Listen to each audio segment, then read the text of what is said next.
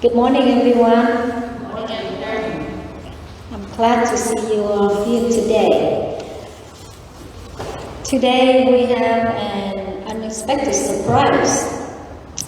And as you know, Michael, Morgan, and his children are here with us today. He will be sharing about him, so we get to know him, and also he will share a message, a short message for us. So Michael, could you come up here? Today I'm gonna have a few questions for him, so it's helped us to understand him and his family, as well as God bless on his life so far. So, welcome, Michael. I will invite his children come in a few minutes, so you will see Michael's children as well. They are very adorable. So, Michael, could you first tell us about your background, your family, a little bit? Like, were you born in a Christian family or not? And if not, how you become a Christian? And anything unique about your childhood? Thank you. Thank you, Pastor Esther, and thank you all for being here. I want to say briefly that I know Disneyland is right down the road, but I think this is the happiest place on earth.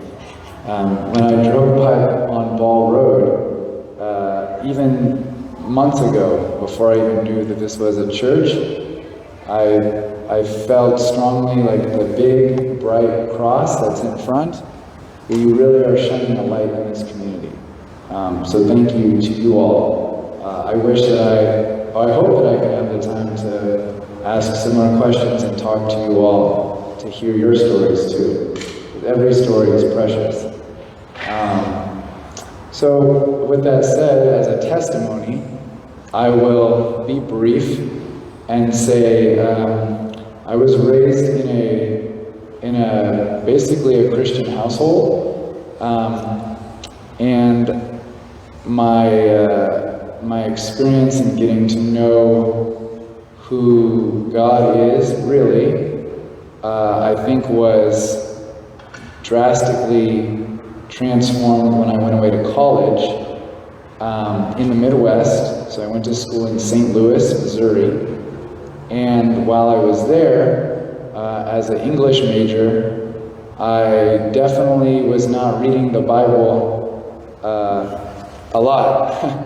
As an English major, I think I read 10 to 20 books a week. I remember walking across campus and reading a novel, a Victorian novel or something for an assignment.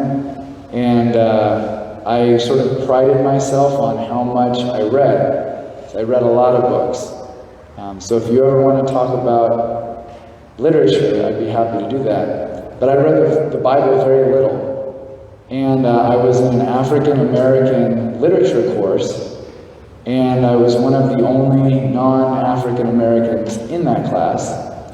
And what I didn't know at the time was the teacher, the professor, was also a Methodist minister.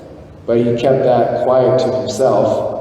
And after one day, we were learning something about Langston Hughes or Frederick Douglass or a famous African-American author that he mentioned as a sidebar to one of the students, well, I look forward to seeing you in Bible study later. So I heard, oh, there's a Bible study. So I asked if I could attend, and they had to consult, because I was sort of not a part of their group. But they invited me, and I don't remember anything about the Bible study. I couldn't tell you what book we were reading or what verse, but I felt God move in my life and begin to change me. And that's all I can remember. And then shortly after, a lot of things happened in my life, very rapidly. I got very sick there at school, and this was my last year as a senior. And I became so sick that I couldn't get out of my bed, I couldn't move, I had a very high temperature. And these are the thoughts that began to come into my head. I heard a voice ask me, "Why are you here?" And so immediately I thought to myself, well, because I'm so smart. It's a great school, I did so good on the SATs, I studied so hard in high school. It's because of how hard I worked. And then I heard this voice tell me, no, you're only here because I put you here. I'm in charge of your life. And that was a bit shocking for me, because at that point I had prided myself a lot intellectually and so on and so forth. And when that happened, it's hard to explain, but I felt like a cooling over my whole body. And this sickness, very strong fever, that literally made me delirious, it disappeared completely. It's like gone, like lifted off of me. And so after that experience, and I think that happened because I went to the Bible study. Like I sort of told God, I showed God, I want to know you more. And when I opened that door to God, God came through that door for me. After that, I came back here to Southern California. A lot of things happened very quickly. And that weekend, my grandma, who had been kind of like a bastion of faith in my life, really her and my mom, but my grandma mostly, she was in the hospital in Long Beach, at Long Beach Memorial. And I came back that weekend, and I'm going to try to keep this short. I don't want to speak too much, but I was not living a very Christian life, that's for sure. And so I was partying with my friends and all these things. And I woke up the next morning feeling horrible. And I felt extra horrible. I felt physically horrible, but I also would say I felt spiritually horrible. And it was then that I found out that my grandma had passed away that night before in the hospital. And it had a profound effect on me, because if I could try to explain maybe, I feel like when she left here, she went to heaven. Because I love my grandma. She loved the Lord. She loved Jesus. Every time I saw her, she had a Bible open or a TBN playing or something. And I felt like she went into those gates of heaven and she asked whoever met her there, "Can you please help my grandson? Because he's in trouble." And not just me, but my cousin as well, because we were not living very good lives. And after that day, I never again, ever had an appetite or a desire to drink any alcohol, use any drugs. It was like my grandma talked to whoever's at the gates of heaven and said, "Will you please heal my grandson?" And what makes me think this is it wasn't just me. The same exact thing happened to my cousin that day. He never again went back to those things. So after that happened, I came back to school, and my professor called me into his room, and while I was feeling so sick, a lot had happened. But he asked me, "Would you be willing to be an ambassador for our school to the nation of China?" And it would be you and 4 other students, and we would invite and host 5 students from China, and then we'll send you 5 over there. And there is a former president named Jimmy Carter. He was a part of this dialogue. It was on nuclear weapons abolition, so the removal of nuclear weapons between China and America. And we flew to Shanghai, China, and I was a part of a big conference. I presented my paper and all these things. And that was the beginning of starting to walk in faith for me. And I ended up living in China for about a year. And I'll wrap this up to say, I know you have other questions, but this is sort of the full circle of it all. I began meeting Christians everywhere I went in China. I couldn't escape them. People at my school where I worked would introduce me to their friends, and there were Christians from Germany, Christians from Texas, Christians from Australia, Christians from South Africa, Christians from Nigeria, and it was like God was sending them into my life. And I didn't have a Bible at the time. I didn't bring a Bible. But through that experience, I was invited to attend what would be called now, I guess, underground church meetings in China. So they're hosted without the permission of the Chinese government, the CCP, and they host them in people's homes, they host them in the backs of restaurants, they host them in secret, because if they're found out, they can be put into prison for having such meetings that are unapproved by the government. And so that began to, again, teach me the difference of maybe how we come to congregate on a Sunday with the freedoms that were mentioned in our offering prayer versus being a Christian in a country where you cannot worship freely. It's not a part of their constitution. It's not something that they guarantee to their citizens. And so that had a really profound impact on me. Some of the meetings that I attended were, I would just say, full of the love of Jesus, like in a way that I had never seen or seen demonstrated or people treated with such love, truly such love. And that was really where I had to make a commitment. There was a man from Nigeria who came to my school to teach. He didn't have a place to stay. He had come out on faith. And he was told by my school that they could not hire him as a teacher because his skin was black. He was dark-skinned. And they said that the Chinese parents did not want him teaching their kids because they didn't approve of that. And so this is a man with a master's in teaching. I was just fresh out of college. And I saw this inequality and I saw this discrepancy. And I felt torn to what to do. So I invited him to stay in my apartment. They paid for my apartment, very nice place. My school did. And every morning I'd wake up and he'd read to me from the Bible and he'd teach me things from the Bible, from the Old Testament. And hey, do you know what your name means, Michael? And then he'd read to me from Revelation and from Daniel, where the name Michael is mentioned. And it just really changed my perspective. I went away to Japan, had a lot happen on that trip, but the point is when I came back, I felt really convicted that I needed to quit my job because it wasn't right for me to be supporting a company or a school that was going to discriminate in that way. And in doing so, they notified me that my visa would be revoked because they were the sponsors for me to be there.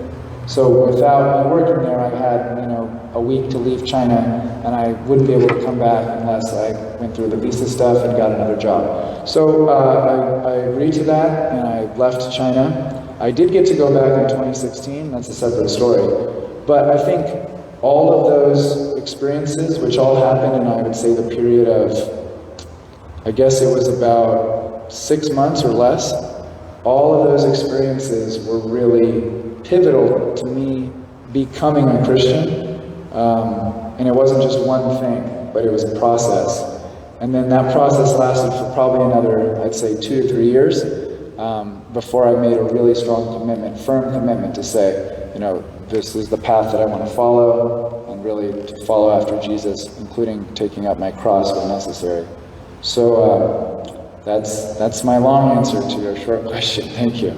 That's okay. Well, it's very interesting to hear about your faith experience and also something about China. We live in the 21st century and still, no freedom there for Christians.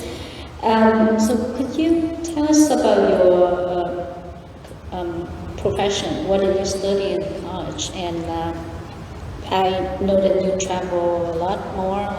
Tell us a little bit about that. Sure. So I mentioned I was an English literature major in college.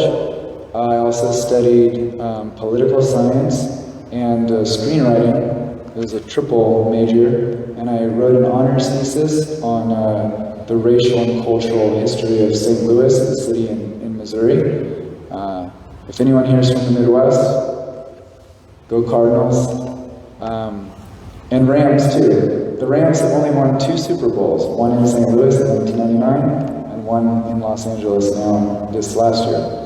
But after that, the first thing I did was go and work as an English teacher in China. And then I had the opportunity to travel extensively with friends for writing projects that I was brought onto. And I traveled with my friend who was working for the State Department. He took me along to Israel, to Turkey, Jordan, Syria, and also to the Palestinian territories for some work he was doing with the State Department, which I wrote about and helped him with a project he had been paid to do. But then after that, I started a nonprofit, my first nonprofit or company in Kenya, Africa, and it was called Citizens of the World, and it was an environmental program in children's schools to support sustainable environmental mindsets around pollution and trash and things like that. They have a very different way of doing things in Africa. And that lasted for a few years. And then I enrolled in a master's in teaching program at the University of Southern California. I taught in public high schools and middle schools for English. And after that, during that time, I came up with the idea for a technology application for the iPad, which has just been released.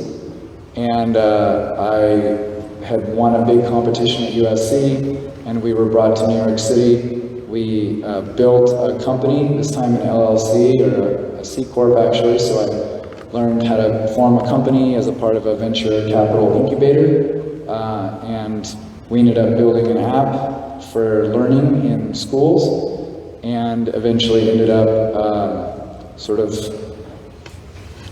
moving from that company and letting that company go, and essentially sort of retiring for a couple of years, where I spent a lot of time reading the Bible and wanting to get closer to God and spend time with my family. And then after that, I've just been an entrepreneur, a social entrepreneur, and an education consultant within the field of digital rights and media since then. Wow. Do you want to know his age? I know Michael's been married and children. Would you like to come up here for a couple of minutes? Could you tell us about your wife's name and your children's name and the reason why you attend seminary, your second years Sure. seminary. They're taking a long way. All right, come here, children. Yeah. Because we don't just have the people here. We have some church attendant online, so they would like to see you. Yeah. Okay? Oh, great. Okay. Hi. So just say your full name, sir. My name is Ryan Morgan.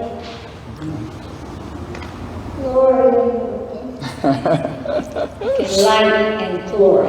Yeah. Is your wife's name? My wife's name is Ansley, and when we first had our daughter, we just felt like it was the right name with Light.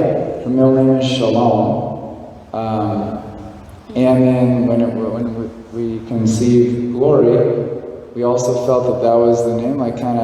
Some parents might know. It's like you know when you know. And then it wasn't until 5 years later, or 3 or 4 years later at Christmas time, I was reading the Bible, and in the book of Luke, chapter 1, it actually says that the Messiah will be a light to the Gentiles and a glory to my people Israel. So it was cool. Like, well, we didn't even know that. So I looked at it, I thought, wow, that's totally God, you know? So they're awesome. My wife's wonderful. She works full-time.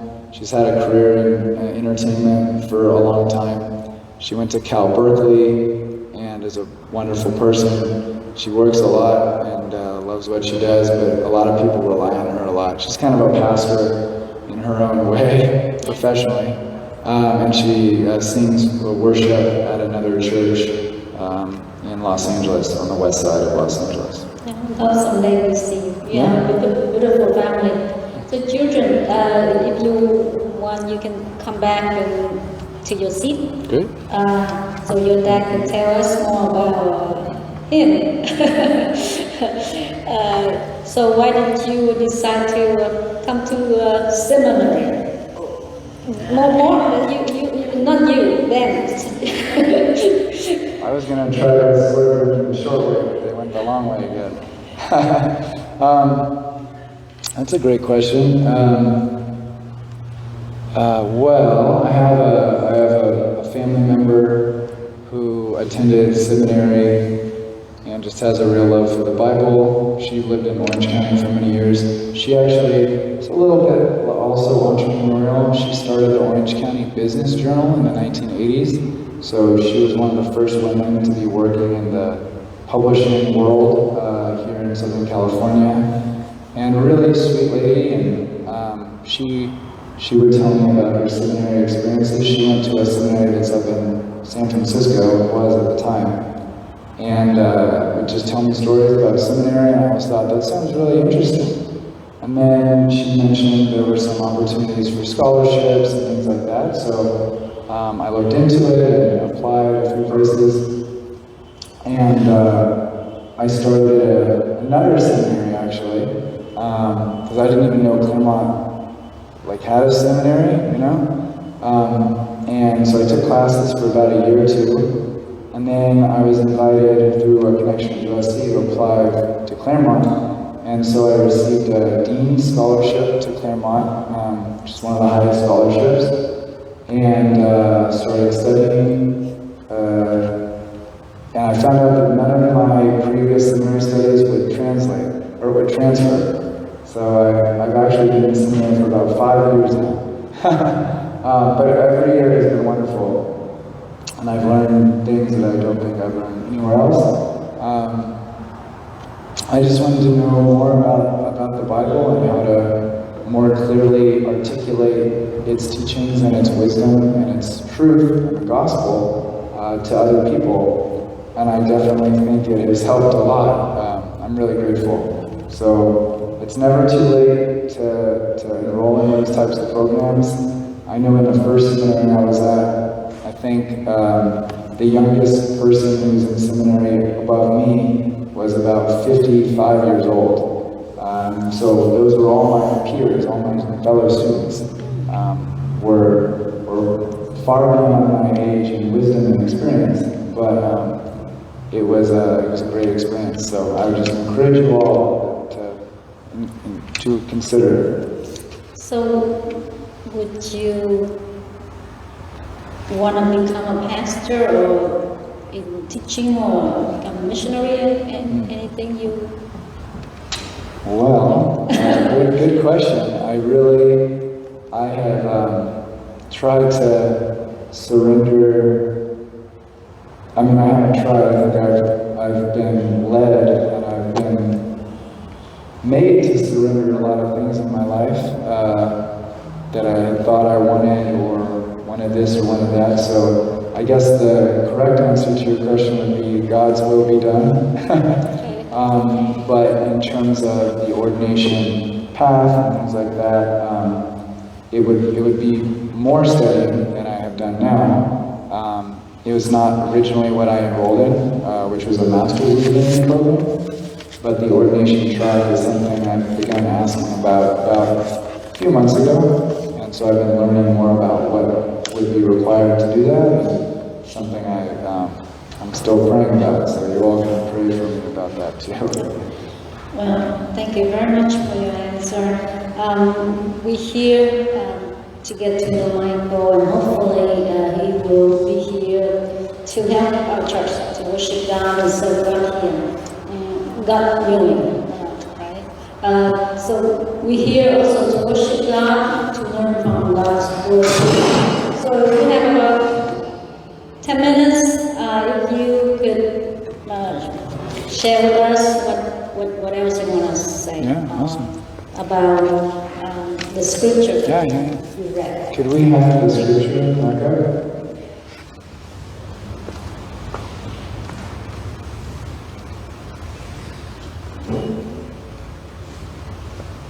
All right. So Matthew 5. Matthew 5 is the first chapter of the 3 chapters of Jesus' Sermon on the Mount.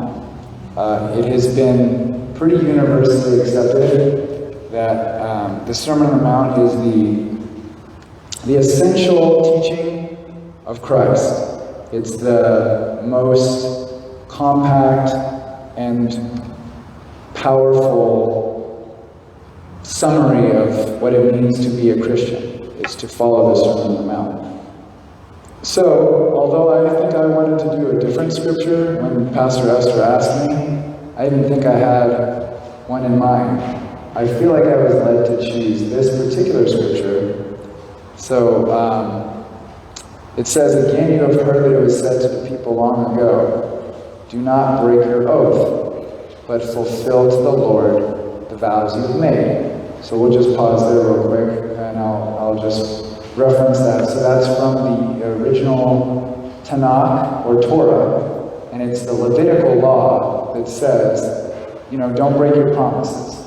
That's a teaching that Moses had received from God, Yahweh, Adonai, and he put that into the Hebrew law as a part of the code, which includes things like kosher eating, and also includes things like the 10 Commandments, right? These are all teachings we're familiar with. And that was the law, and it was accepted as the law. So when the word said, do not break your promises, it made everybody who followed the law of Moses to think, if I break my promise, God will be mad at me, right? I've done something wrong. I've broken the law, just as if I broke a commandment or something like that. Because of that, every year in the Hebrew tradition, a high priest would go to the temple, and in the place called the Shekinah, behind the Shekinah, in a secret room that only the high priest could go in, once a year, that priest would take an unblemished lamb and would put it on an altar and would sacrifice that lamb. And its blood and its life force and things like that would be an atonement for all the sins of the Jewish people. So every time they broke a promise, every time they broke a commandment, the theology was God saw, God was not happy, but the one high priest, he had the power every year to go and do that ritual, and then because of that ritual, it appeased God's anger, God's wrath. And until the next year, when the priest did it again on what holiday, do you know? Passover, right? On that holiday, next year, he would do it again and again and again. And when that priest passed on, usually that high priest's son, would take the position of high priest and do it again, right? Year after year after year. The book of Hebrews talks about this. Jesus says in the next line, again, and then the next verse, please. Jesus says, but I tell you, do not swear an oath at all.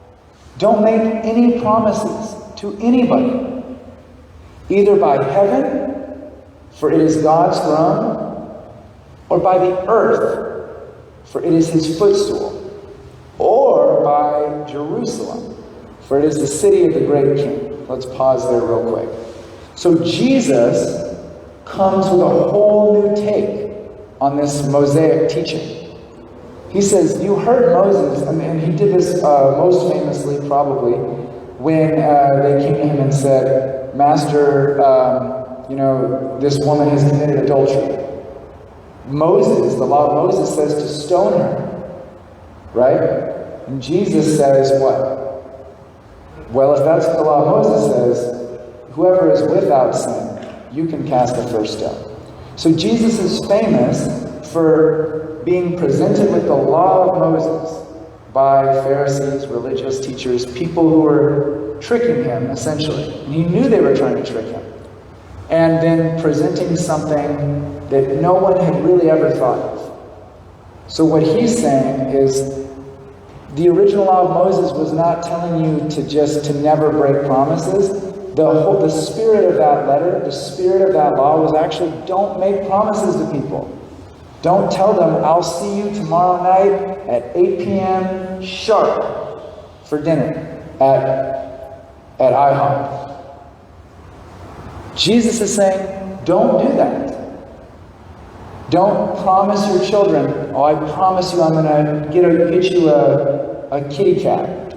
I promise you, sweetie, for your birthday. And then he explains, don't tell them that you're swearing by heaven. Don't tell them you're swearing by earth. Don't tell them you're swearing by Jerusalem. These things that are iconic to the Jewish people's religion. Wanting to go to heaven, living on earth, the city of David, Jerusalem. Next slide, please. But instead, Jesus says, don't swear by your head. You can't even make one hair that you have, a white hair or a black hair. He's humbling the people listening to him to think, well, then what control of my life do I have? What agency do I have as a person if I can't even swear that I'm going to do something or, do this? But Jesus completes it by saying, all you need to do is simply say yes or no. That's all that you can do. So you do have some agency. But when you say yes or no, just do that thing. Keep it simple. And then he adds what I think is maybe the most important line here.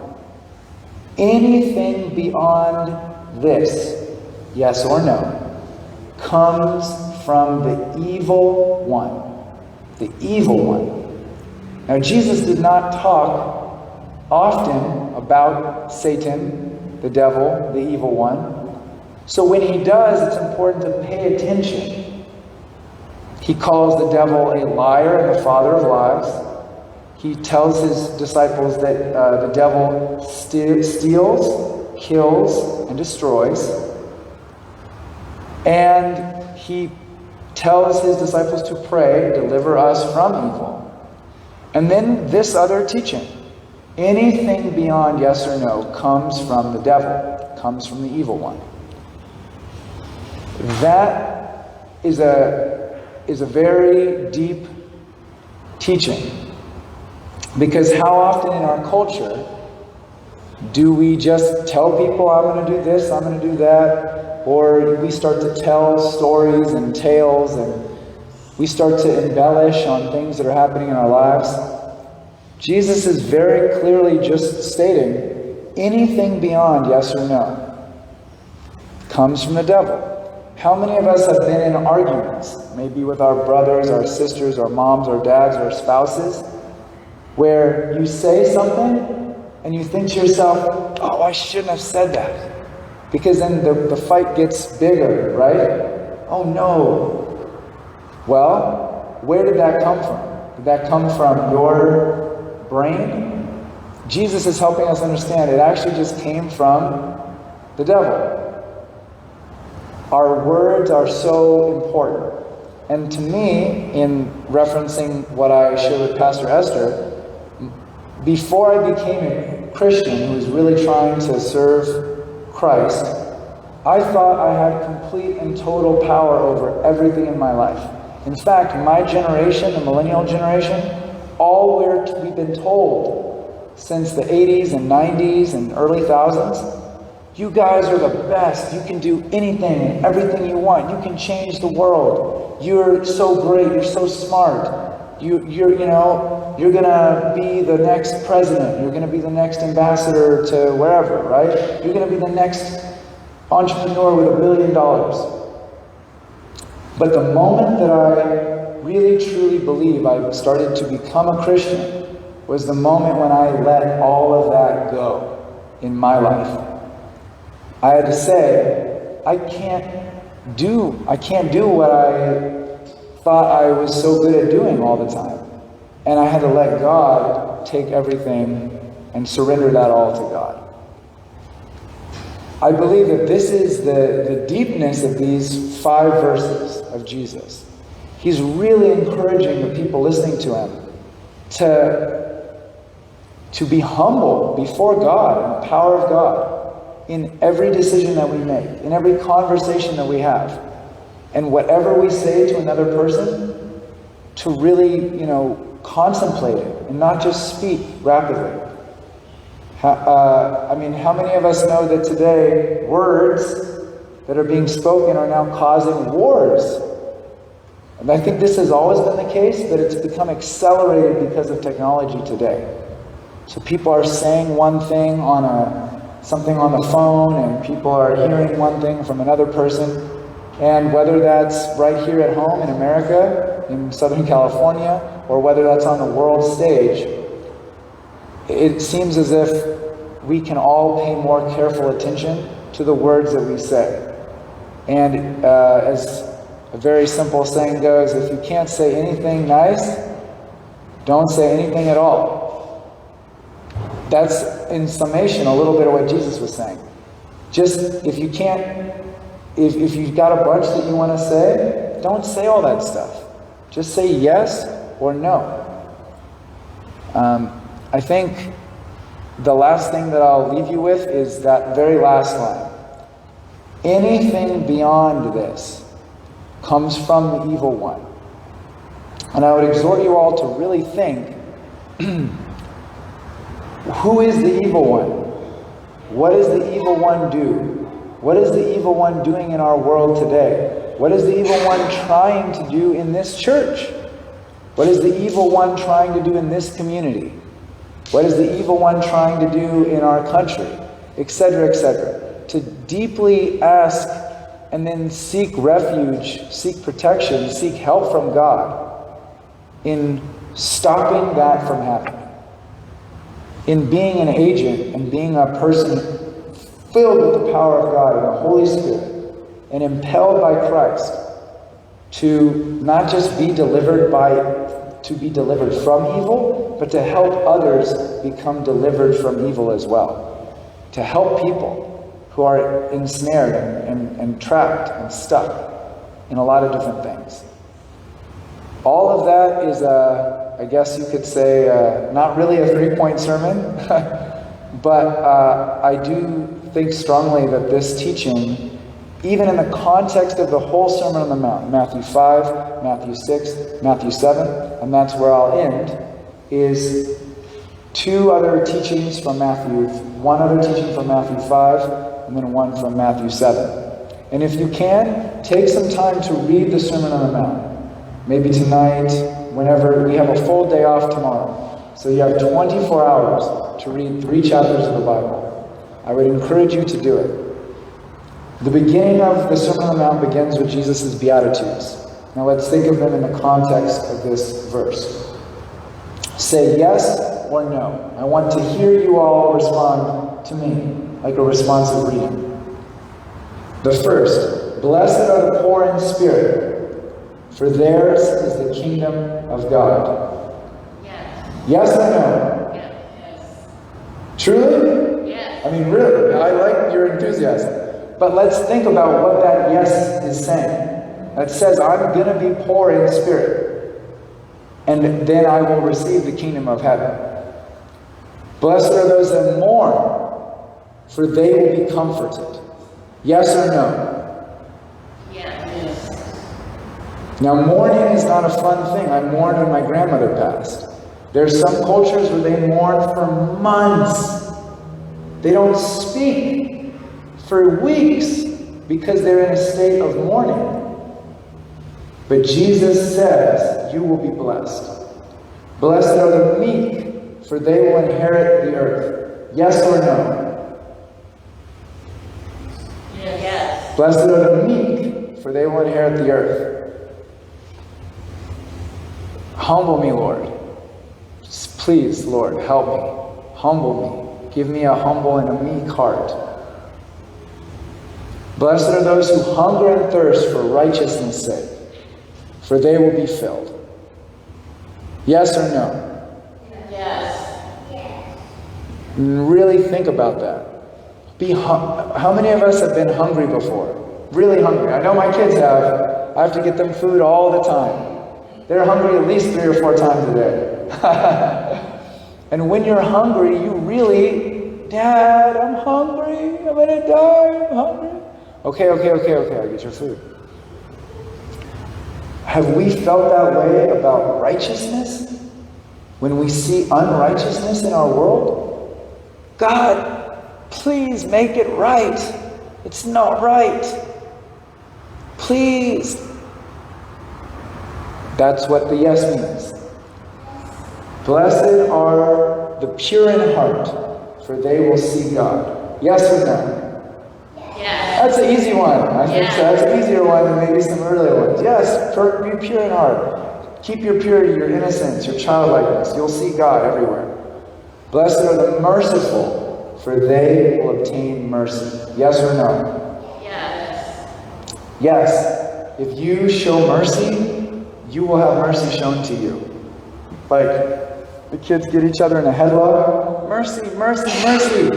Okay, mercy. And they let them go out of the headlock, right? Think about that as a way of giving mercy. Blessed are peacemakers, for they will be called the children of God. Yes or no? Yes. Even when it's a war against the people who I hate and the people I can't stand, the peacemakers are still going to be blessed? Yes, absolutely. So Lord, help me with that too.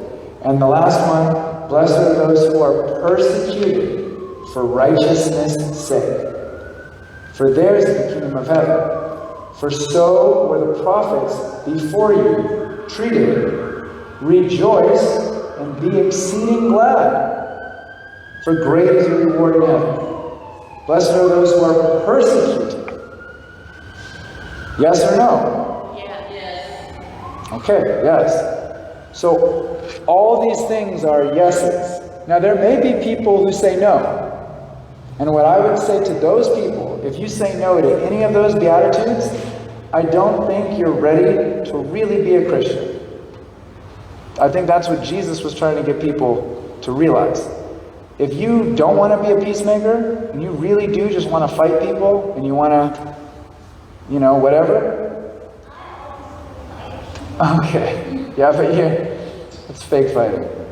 Then Jesus is kind of telling them, you know what? I don't think this path is for you guys. And I, again, will close with saying the Sermon on the Mount is a way for us as Christians, as disciples of Christ, as followers, to look back at his teachings and to ask ourselves, did I do this good this week? Did I do it right? I'll tell you right now, not me, not everyone this week, but maybe I can be better next week, right? And that's the point. It's not to be perfect, it's to keep getting better. And as we do that, this is my closing thought, we will build our houses not on sand, where winds and waves come and they beat on the house in the middle of a storm, and the whole house will fall. And everybody inside and everything inside crash to the ground.